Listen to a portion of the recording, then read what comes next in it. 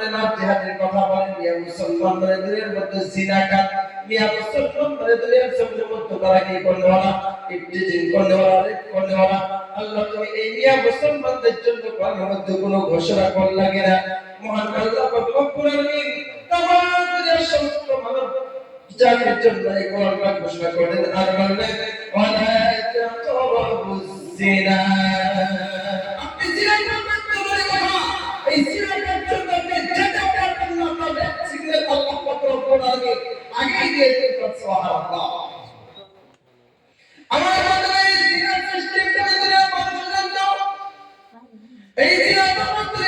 এই আরব দেশের মধ্যে কোরআনের আইন যে জায়গার মধ্যে বাস্তবায়ন আছে আমার বন্ধুরা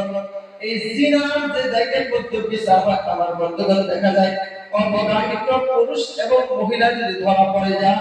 তাহলে তাদেরকে মানুষের সামনে লোকসম্মুখে কি করা হয় 100 টাকা দিয়ে জমিনের মধ্যে করে তাদেরকে দুনিয়ার জন্য মধ্যে দেওয়া হয় শুধু তাই দায়িত্ব কর্তব্যের মধ্যে কোন একজন বিবাহিত পুরুষ এবং মহিলা দুনিয়ার জমিনের মধ্যে জিনা করে আমার বন্ধু